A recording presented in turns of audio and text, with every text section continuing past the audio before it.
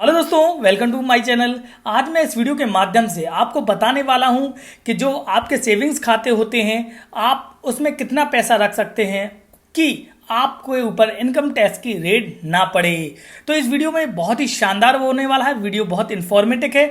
Video के साथ जुड़े रहना, वीडियो को लाइक जरूर कर देना वीडियो अगर सही लगे।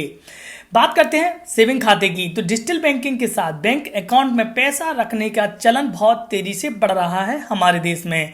आज देश में करीब 80% लोगों के पास बैंक अकाउंट है। मतलब 80% लोग, मतलब 100 में से 80 लोगों के पास बैंक अकाउंट है सेविंग के। ऐसे में आपको बैंक में पैसा जमा करने के नियमों की जानकारी बिल्कुल जरूरी है। आपको नियमों की जानकारी होना चाहिए। आपको इस वीडियो में बैंक में कितना पैसा जमा कर सकते हैं और बैंकों का सोर्स नहीं पता पाने की स्थिति में आप क्या क्या एक्शन ले सकते हैं, ये भी वीडियो के माध्यम से मैं आपको बताऊंगा। एक वक्त था जब लोग पारंपरिक बैंकिंग पर हद से ज़्यादा निर्भर रहते थे। जब भी आधार छुट्टियां या फिर हड़ताल के चलते बैंक लगातार कई दिनों तक बंद रहने का ऐलान होता था तो पैसे निकालने के लिए बैंकों में लंबी लंबी कतारें लग जाती थीं। लोग घंटों बाहर लाइन में लगकर खड़े रहते थे। तो एक वक्त था, ये सत्य है कि जब ये बैंकिंग नहीं थी तब या बैंक जो छुट्टियां हो जाती थी तो बहुत सारी लंबी लाइनें लग जाती थी, 3-3 दिन तक पैसे निकल रहे हैं, तो ये सब चीज़ें चलती रहती थी। लेकिन आज डिजिटल बैंकिंग का चलन बढ़ने के साथ लोग पारंपरिक निर्भरता कम हो गई है। एक रिपोर्ट्स के मुताबिक देश में करीब 80% से अधिक लोग बैंकिंग सिस्टम से जुड़ गए हैं। इसमें हर कोई बैंक में पैसे रखने लगा है क्योंकि उन पर लोगों का भरोसा होता है। सरकार के लिए भी जनता तक सुविधाएं पहुंचाने का आसान हो गया है। मतलब सरकार को भी इससे फायदा हुआ, जनता को भी इससे फायदा हो चुका है डिजिटल बैंकिंग के द्वारा।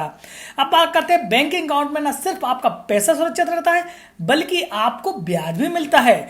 चाहे वो ब्याज कम मिले चाहे ज़्यादा मिले, लेकिन ब्याज तो मिलता ही है अगर आप बैंकों में पैसा जमा करते हैं।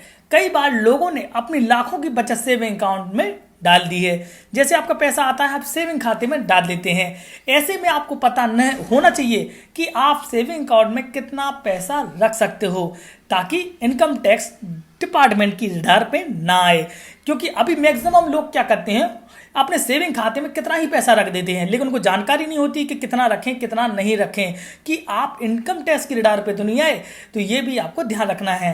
अब सेविंग अकाउंट की लिमिट क्या होनी चाहिए, सबसे अच्छी बात तो है, जैसे आप सभी के खाते होते हैं सेविंग की बातें, तो सेविंग अकाउंट जो होता है और अधिकतर लोग सेविंग अकाउंट ही खुलवाते हैं, लेकिन अब इसमें लिमिट क्या होना चाहिए, चलो ये मैं आपको बताता हूँ। सेविंग अकाउंट में पैसे रखने की कोई लिमिट नहीं होती है, ये भी आप जान लीजिए। आप कितना भी पैसा जमा कर लिए, आप जितना मर्जी पैसा जमा कर सकते हो सेविंग खाते में। लेकिन अगर आपको अकाउंट में जमा रकम इनकम टैक्स के दायरे में आती है, सुनिए आप, इनकम टैक्स के दायरे में आती है तो आपकी उसकी आधारिक जानकारी देनी होगी। समझ रहे हो आप, जो जब ज्यादा पैसा करोगे तो उसकी आधारिक जानकारी देनी होगी। साथ ही कमाई का स्रोत भी बताना पड़ेगा।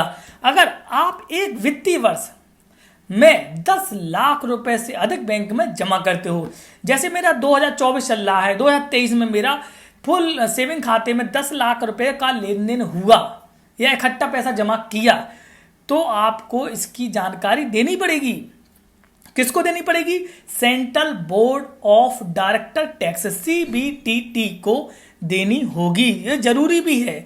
यह लिमिट FD के द्वारा हो, यह भैया सुन लीजिए, cash deposit, mutual fund, bond, शेयरों में निवेश पर भी लागू होती है।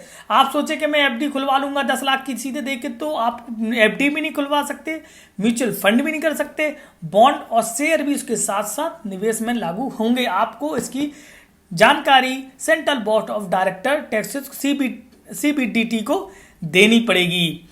अब पैसों का सोर्स नहीं बताया तब क्या होगा आपके साथ, ये और अच्छी बात है।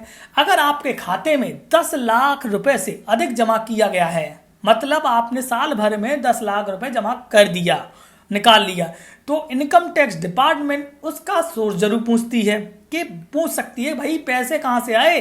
अगर आप जवाब दे सकते हो और संतुष्ट हो गए तो ठीक है, जांच भी, और नहीं होते हैं संतुष्ट, ऐसा भी संतुष्ट होने की भी बात जांच कर सकते हो, संतुष्ट ना होने पर तो जांच स्वाभाविक होगी। तो आपको ये दोनों चीजें आपको बतानी ही पड़ेगी। अगर आप जांच में पकड़े गए तो भारी जुर्माना भी लग सकता है। ये भी क्लियर कर दिया है इनकम टैक्स ने। इनकम टैक्स डिपार्टमेंट जमा रकम पर 60% टैक्स लगाएगी, 25% सरचार्ज लगेगी और 4% सेस लगा सकती है। तो भाई आपके पैसे जैसे 10 लाख रुपए हैं तो उसमें 60% अलग लगेगा, तो 6 लाख जे चले जाएंगे। इसके बाद 25% और लगा देगी, तो मतलब पूरा रुपया सरकार ले लेगी आपका। अगर आपने सही तरीके से अपने पैसों को नहीं बताया कि पैसे कहाँ से आए, तो आपके ऊपर इनकम टैक्स अपने ऋणा टैक्स बिछा के जुर्माना भी लगाएगी, जेल भी भेजेगी और उस पर सारे पैसे ले लेगी। तो आपके लिए क्या है, सेविंग अकाउंट पैसे रखने का सही है या नहीं है, ये भी आप सुन लीजिए। बचत खाते में मोटी रकम रखने का कोई मतलब नहीं है। आपका जो सेविंग खाता है उसमें मोटी रकम कभी नहीं रखी है। पहली बात तो आप इन पैसों को शेयर बाजार या फिर म्यूचुअल फंड में निवेश कर सकते हैं। जैसे आपके पास मोटी रकम है तो आप उसको शेयर बाजार में, म्यूचुअल फंड में या निवेश कर सकते हैं, जिसमें आपको अच्छा रिटर्न भी मिल जाएगा। और आप जोखिम नहीं उठाना चाहते तो फिर बैंक में ही पैसा रखना चाहते हो तो फिक्स डिपॉजिट करा सकते हो। इसमें आपको सुरक्षित भी रहेगा और अच्छा रिटर्न भी मिलेगा। लेकिन जब मोटी रकम ज़्यादा होगी तो उसमें तब भी दिक्कत आ जाएगी। वीडियो के माध्यम से मैंने सारी जानकारियां दे दी हैं। वीडियो में सारी चीज़ें मैंने आपको बताई हैं। आप कितने भी खाते, सेविंग खाते मैक्सिमम सभी के पास होता है। आप कितना पैसा रखेंगे, कितनी छूट मिलेगी, क्या लिमिट रहेगी, ये सारी चीज़ें मैंने आपको बताएंगी। वीडियो में बस इतना है कि आप सेविंग खाते में इतना पैसा रखें जिससे आपको कोई हानि ना हो और आप इनकम टैक्स की रडार से दूर रहें। वीडियो सही लगा हो तो वीडियो लाइक, शेयर, सब्सक्राइब जरूर कर देना। Thank you so much guys.